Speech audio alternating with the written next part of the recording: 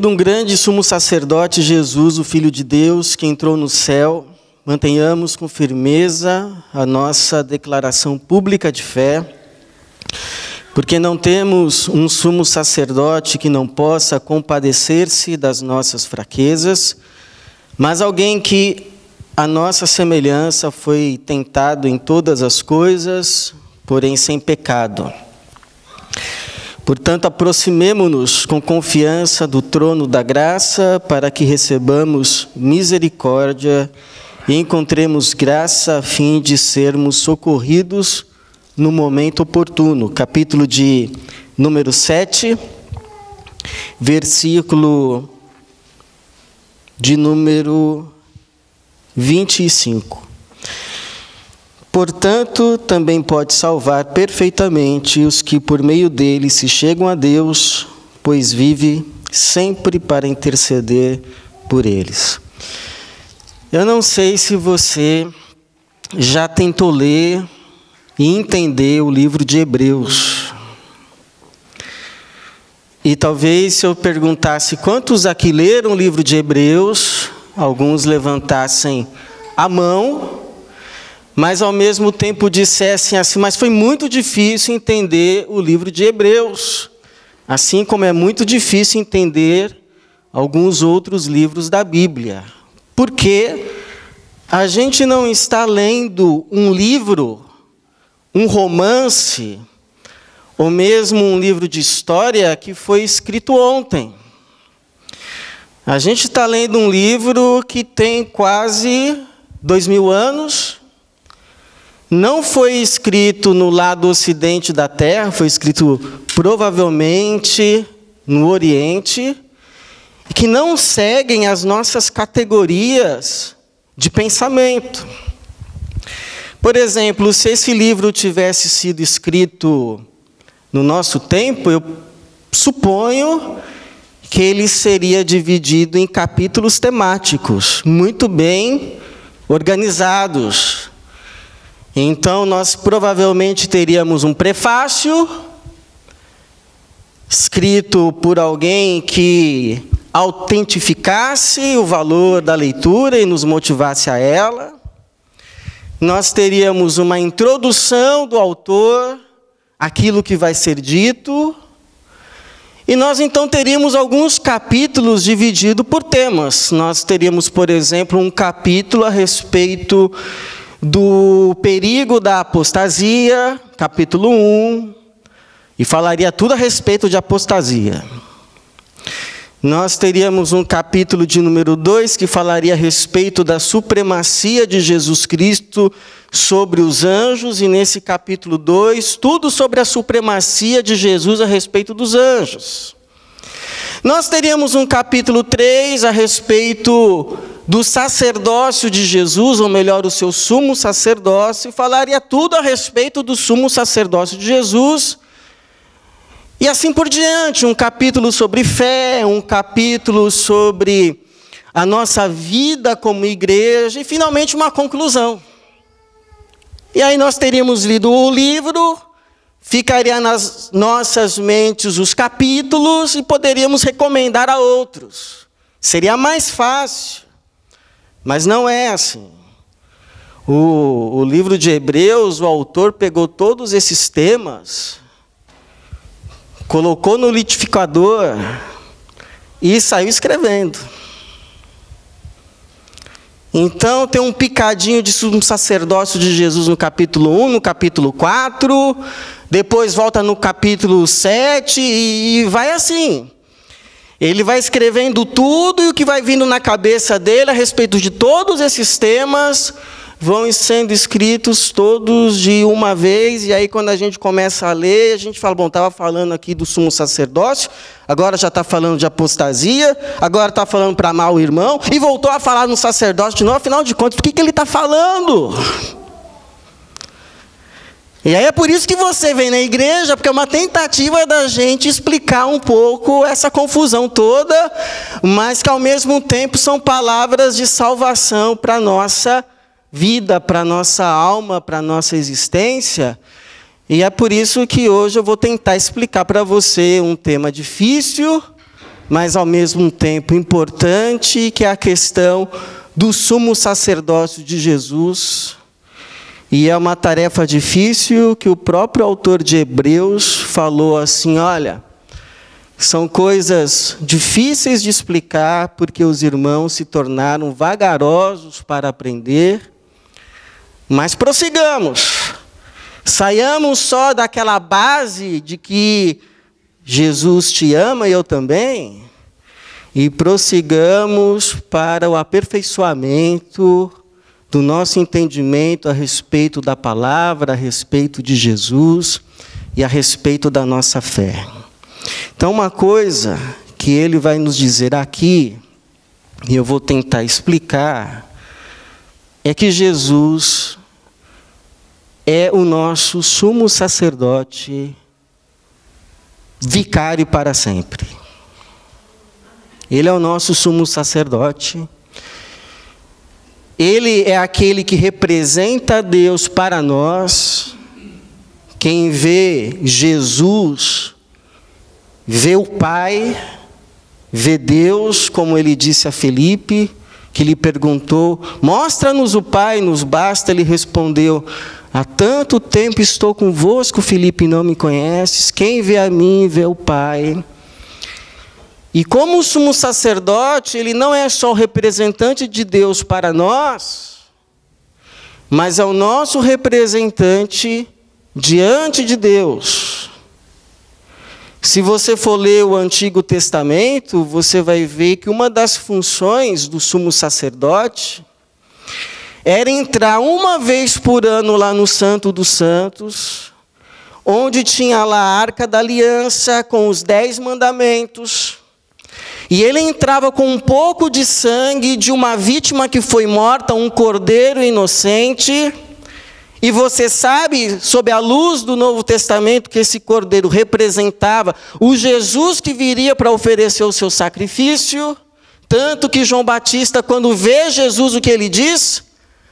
Eis o cordeiro de Deus que tira o pecado do mundo, porque tudo aquilo que estava sendo feito naqueles sacrifícios apontavam para esse cordeiro chamado Cristo que viria. Então, o sumo sacerdote, uma vez por ano, nesse dia chamado Dia da Expiação, ou Yom Kippur, onde todas as tribos de Israel se reuniam ao redor do tabernáculo, da tenda da congregação, esse sumo sacerdote sacrificava um cordeiro em prol dele e do povo, e com um pouco de sangue entrava no lugar chamado Santo dos Santos, que ele entrava só uma vez por ano, e era o lugar onde Deus se manifestava, ali na Arca da Aliança com os 10 mandamentos, e ele aspergia então um pouco de sangue sobre o propiciatório, que era a tampa da arca, representando o quê?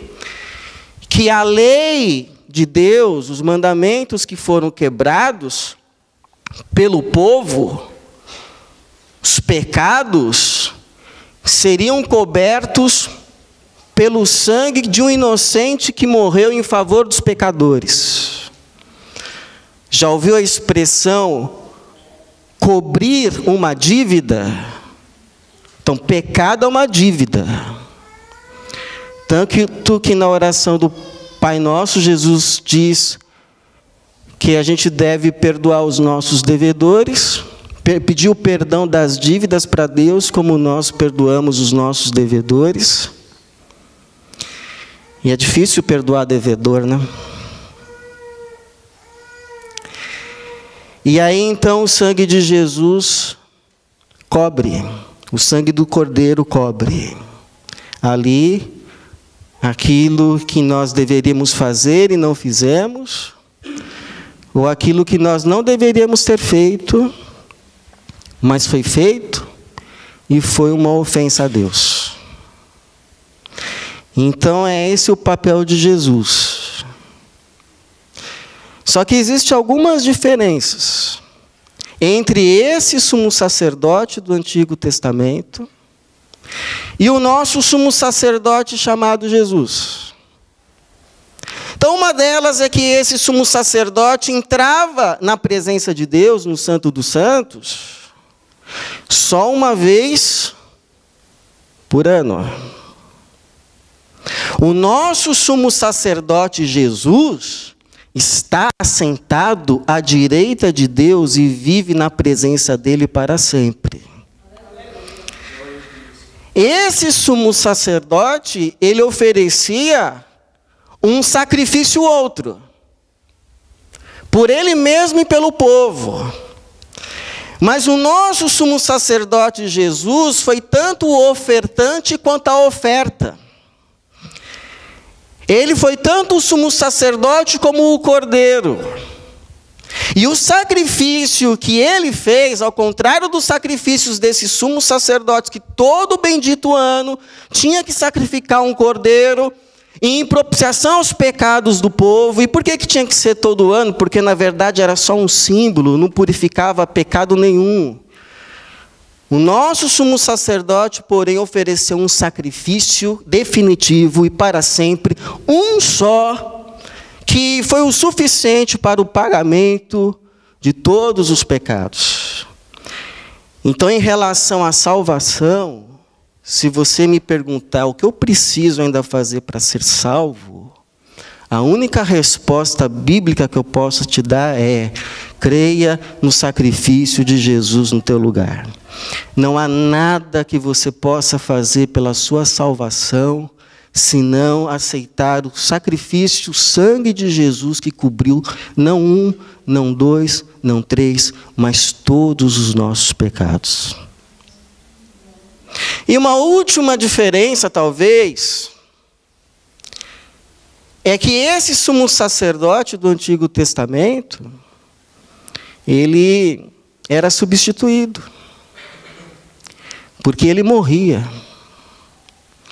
Mas o nosso sumo sacerdote Jesus é o nosso sumo sacerdote para sempre, porque ele não morre jamais. Ele vive para sempre. Ele tem a vida que é indestrutível. Ele é a própria vida. Aí você ouve tudo isso, fala: eu acho que eu entendi. Mas e daí? Porque, pastor, nós precisamos de Jesus como o nosso sumo sacerdote. Primeiro, nós precisamos de Jesus como nosso sumo sacerdote por causa da sua intercessão. Esses dias, a Manuela, minha filha, 4 anos, 3. Ela abriu assim a Bíblia infantil dela e caiu numa figura de Jesus indo para o céu. E aí ela disse assim: Jesus morreu, viveu, tecla SAP, ressuscitou e foi para o céu. Não sei o que ele foi fazer lá. E tem adulto que suponho também não sabe. Jesus, uma das coisas que ele foi fazer no céu foi interceder por mim e por você. É por isso que aqui no capítulo de número 7, versículo de número 25, no finalzinho do versículo, diz assim: pois vive sempre para interceder por eles. Lá em Romanos, o apóstolo Paulo também vai dizer que Jesus se assentou à direita de Deus e intercede por nós. Então você já sabe pelo menos uma coisa que Jesus foi fazer no céu. Jesus intercede. Agora, quando eu me deparei com esse versículo e com essa verdade de novo da Bíblia, que Jesus intercede, eu me fiz uma pergunta, eu me perguntei assim: mas afinal, Jesus intercede pelo quê? Porque primeiro ele já nos garantiu acesso direto a Deus. Ele, tipo assim, quando você ora, a oração chega. se foi feita no nome de Jesus, a oração chegou. Na tela do seu celular fica com aquele tiquezinho azul, que significa que não apenas chegou, mas a mensagem foi lida. Deus leu. Está lá azulzinho, ó, foi enviada. E Deus não fica ignorando assim, não. Você já mandou, mas depois eu vejo. Não. Oh, chegou mensagem. Ele pega lá. Ricardo mandou uma oração aqui para mim. Então, o Hebreus vai depois dizer no capítulo 10 que Jesus nos abriu um novo e vivo caminho e que a gente tem acesso a Deus.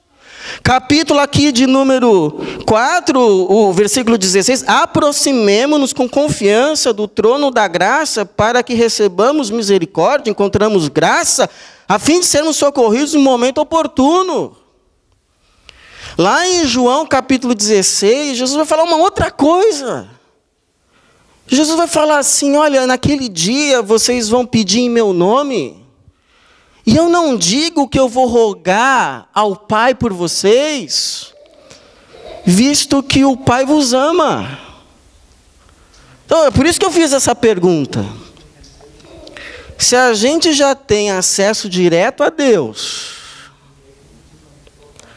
se o próprio Jesus disse que quando a gente pedir alguma coisa no nome dele, ele não vai rogar, porque o Pai nos ama, então ele intercede pelo quê? Pelo quê? Se quando você ora, você pode ter a certeza que aquilo que você pediu, Jesus não precisa ficar lá do lado de Deus, tentando convencer Deus, como se Deus estivesse assim de mau humor, como se Deus estivesse assim de má vontade para com você, como se Deus estivesse assim, mandou aqui uma mensagem para mim, também é só quando precisa, né? Mandou aqui uma mensagem para mim, não se arrepende das coisas que está fazendo. Não é assim. Visto que o próprio Pai vos ama. Eu tenho para mim, irmãos, que Jesus, ele intercede não pelo que a gente pede, porque o que a gente pede já chegou. Talvez interceda, mas certamente ele intercede por aquilo que a gente não pede. Ou porque a gente acha que não precisa, ou porque não sabe que precisa. Sabia? Sabia disso? Então, as orações que chegam lá no trono de Deus não são só as que você pede, que você acha que precisa. São também as que você não pede, porque você acha que não precisa. Essas que você não faz porque acha que não precisa, ou não sabe que precisa, Jesus faz por você, porque Ele sabe que você precisa. Essa chega, em nome dEle, por Ele. Por exemplo, o que Jesus intercede e provavelmente você não intercede? Jesus pede para que a sua fé não desfaleça, ainda que não aconteça o que você pensa que tem que acontecer. Ainda que a sua vida vire de ponta cabeça. Se tem uma coisa que Jesus pede, que a fé não se desfaleça. Lembra quando Jesus falou assim para Pedro? Pedro, Satanás pediu para se ir andar com a vida de vocês. Eu, contudo, roguei ao Pai, para que a tua fé não se desfaleça. E quando você se converter, fortalece os teus irmãos. Então tem muita coisa aí no mundo espiritual que a gente nem fica sabendo. E que só só não acontece ou não tem o seu devido efeito porque Jesus intercede por nós. Coisas que a gente só vai saber lá na glória. Não aconteceu, não teve o seu efeito, Jesus estava sabendo, nós não, Ele intercedeu por nós. Senhor, tenha misericórdia. Não deixe esse plano maligno, diabólico ter efeito. Uma outra coisa que Jesus pede é pelo Espírito Santo na nossa vida. Porque Ele não quer apenas que a gente fique longe do mal, mas quer também que a gente fique perto de Deus. Ele diz assim: não vos deixarei órfãos, mas rogarei ao Pai e Ele vos enviará um outro Consolador para estar com vocês para sempre.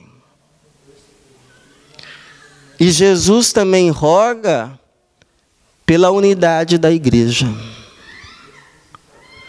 Ele diz assim lá em João capítulo de número 17... Pai, eu não rogo só por esses, mas também por aqueles que vão crer em mim por meio do testemunho deles, para que eles sejam um. E sendo um, o mundo creia que tu me enviaste. Se alguma vez já orou pela unidade da igreja? Porque a gente costuma orar assim, né? Ah, Senhor, abre os olhos de fulano, para que ele veja o que eu veja. Ah, Senhor, muda o coração do fulano, que ele entenda aquilo que eu entendo. Mas quem já orou assim: Senhor, se a unidade dessa igreja depender de eu mudar, me muda, por favor. Então, essa oração a gente não faz, mas Jesus faz. Não é isso que o Paulo disse? Que vocês têm o mesmo modo de pensar? Para isso a gente não ora, mas Jesus ora. Então, uma das coisas que Jesus faz por nós é interceder. A outra coisa que precisamos ter Jesus como um sacerdote é por causa da sua compaixão. Esses dias eu recebi um pedido de oração para orar por um pastor que perdeu o pai. E aí eu fui orar. Orei por ele. Mas uma coisa, irmãos, é a gente assim orar por uma situação que uma pessoa está passando, que a gente já passou. Outra coisa é a gente orar por uma situação que a gente nunca passou na vida. Você já reparou assim que a gente só se compadece devidamente de uma pessoa se a gente já passou ou está passando o que ela passa? Por exemplo, quem é que se compadece de fato de mãe com filho drogado?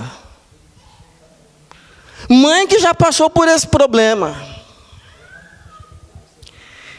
Então, por exemplo, tem coisas assim que a gente tenta se compadecer, a gente se compadece, mas a gente só vai saber de fato o que é quando a gente passar.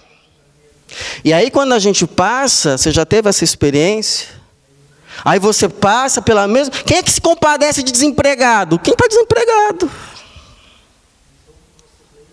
Aí quando você passa, quando você experimenta, aí você diz assim: ah, agora eu entendo o que o fulano me dizia. Agora eu entendo o que o fulano passava. Porque agora eu estou passando também.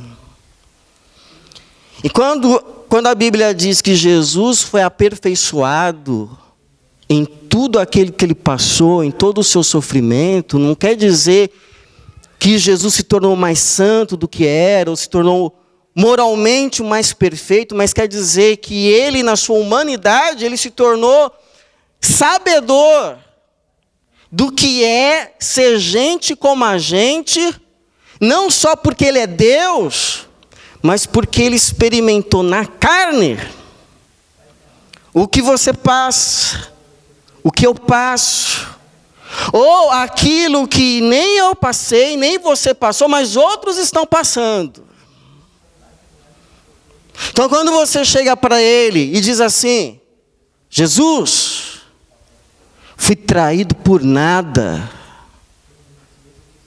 Jesus diz assim: eu sei como dói. Eu fui por 35 moedas de prata. Foi esse o preço que deram para mim. Comprar lá um terrenozinho, depois virou um cemitério. Foi o preço que me deram. Preço da traição, 35 moedas de prata. Quando você chega assim para Jesus, fala: Jesus, estou sendo tentado, Jesus. Estou sendo tentado. Tem aí uma proposta para mim que, se eu aceitar, eu vou me dar bem. Vou resolver um monte de problema que eu tenho, de baixa estima, de dívida, de um monte de coisa. Mas eu sei lá no fundo que eu vou estar desobedecendo a Deus. Eu sei, lá no fundo eu sei. O Espírito está dentro de mim. Ainda que eu não queira, ainda que eu queira abafar, ele fala. Eu sei. Sei que está errado. E aí Jesus diz assim: sabe de uma coisa, eu já passei por isso. Tem uma vez que o diabo chegou para mim e disse que se eu me ajoelhasse diante dele, ele ia me dar todos os reinos do mundo. Já pensou eu com todos os reinos do mundo? Até os judeus que me crucificaram iam dizer que você é o Messias mesmo. Eu ia ficar lá em cima, mas preferi ir para a cruz. E sabe o que aconteceu depois da cruz? O meu pai me ressuscitou. Eu subi ao céu, sentei ao lado direito dele. E ele não me entregou apenas todos os reinos do mundo, mas todo o universo. Todas as coisas, no céu e na terra, toda autoridade foi me dada no céu e na terra. Vem, está firme. Confia. Mas não se ajoelhe não. Não se dobre não. Não se venda não. Se você chegar assim para Jesus e... sabe o que é, Jesus? Só tem uma coisa que o Senhor não sabe. O Senhor sabe de muito sofrimento. E tem sofrimento que o Senhor sabe que eu talvez nunca vá saber. O sofrimento de ser crucificado. Talvez nenhum de nós aqui vamos um dia descobrir o que é isso. Mas tem uma coisa que o Senhor não sabe. Talvez o Senhor não saiba o que é ser desprezado por filho. Teu desprezo de filhos, talvez o Senhor não saiba. Aí Jesus vai dizer assim: ah é? Você não lembra uma vez que eu estava para chegar em Jerusalém assim? Eu chorei. Chorei sobre Jerusalém. E eu disse assim: Jerusalém, Jerusalém, que apedrejas os profetas e matas aqueles que são enviados a ti. Quantas vezes não quis recolher vocês como uma galinha ajunta os seus pintinhos e não quisestes. Então, porque Jesus experimentou tudo o que experimentou, você e eu, a gente não pode nunca mais falar pelo menos 3 coisas. Nunca mais a gente pode dizer assim: ninguém me entende. Jesus entende. Nunca mais a gente pode dizer assim: ninguém sabe o que eu estou passando. Jesus sabe. Ninguém se compadece. Jesus se compadece. Porque não temos um sumo sacerdote que não possa se compadecer das nossas fraquezas. Jesus sabe. Jesus sabe. Olha, posso te dar um conselho? Eu não sei o que você está passando.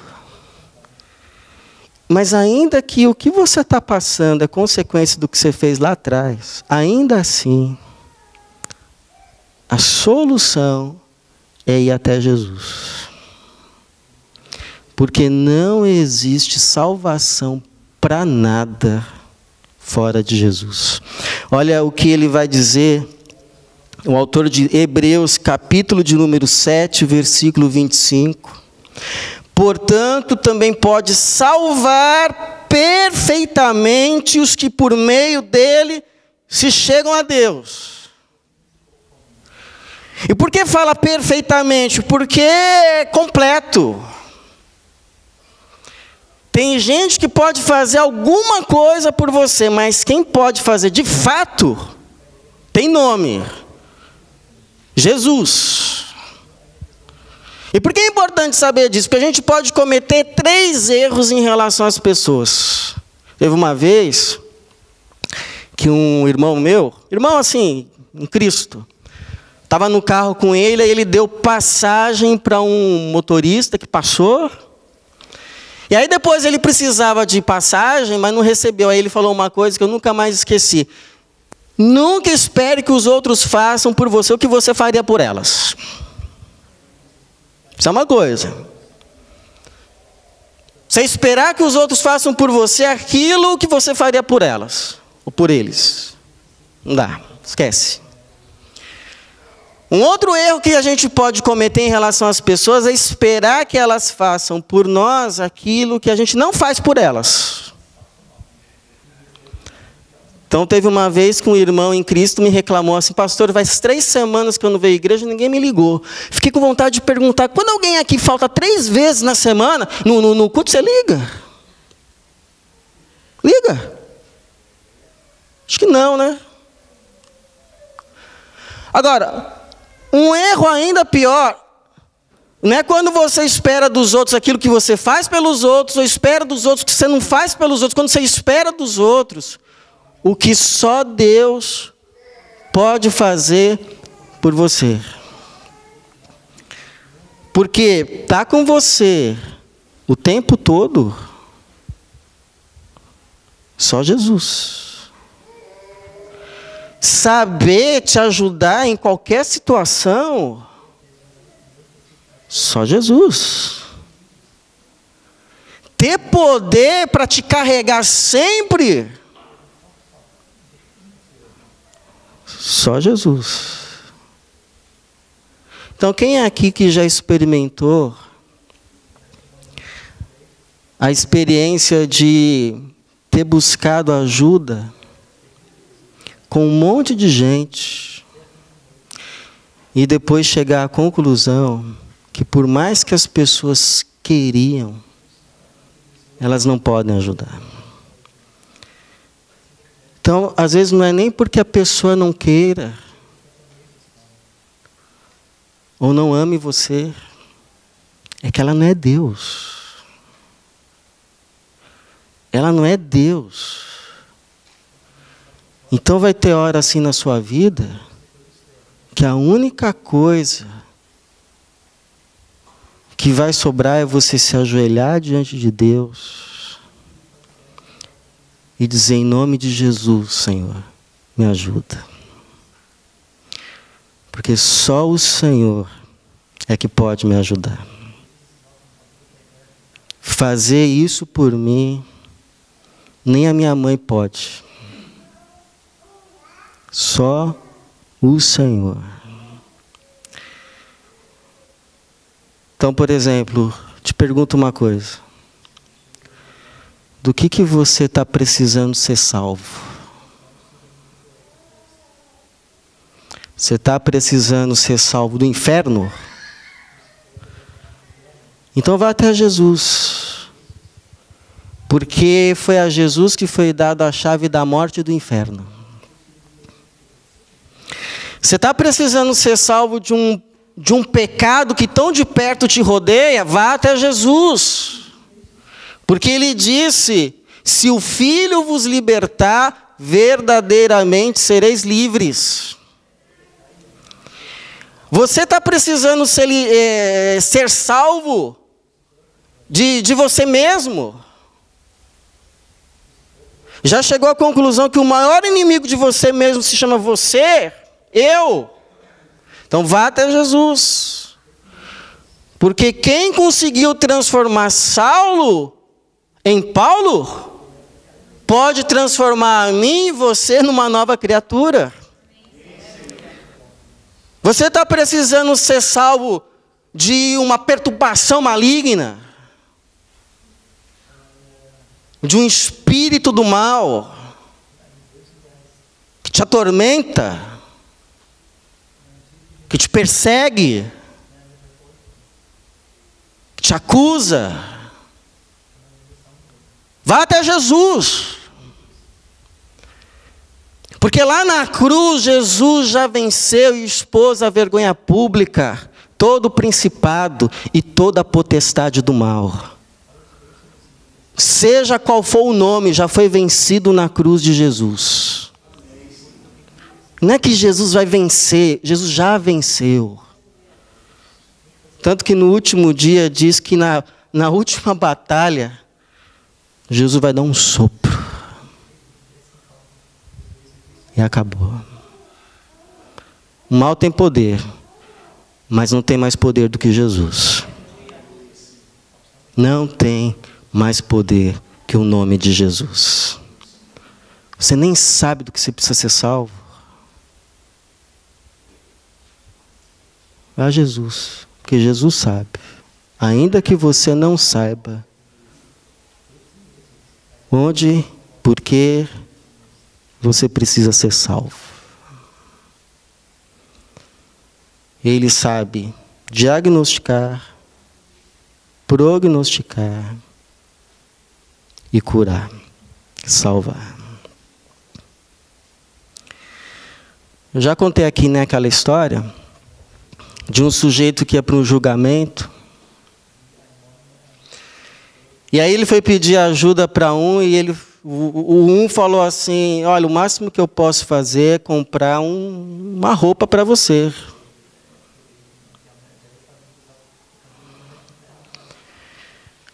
Aí foi pedir ajuda para um segundo, que disse assim: olha, o que eu posso fazer é ir com você até a porta do tribunal. Te levo, te dou uma carona. Aí disse que teve um terceiro que falou assim: olha, eu não só vou com você, mas eu vou entrar com você e eu vou te defender. E aí você sabe. Primeiro, amigo, o julgamento é a morte. E o que se segue depois da morte, o juízo.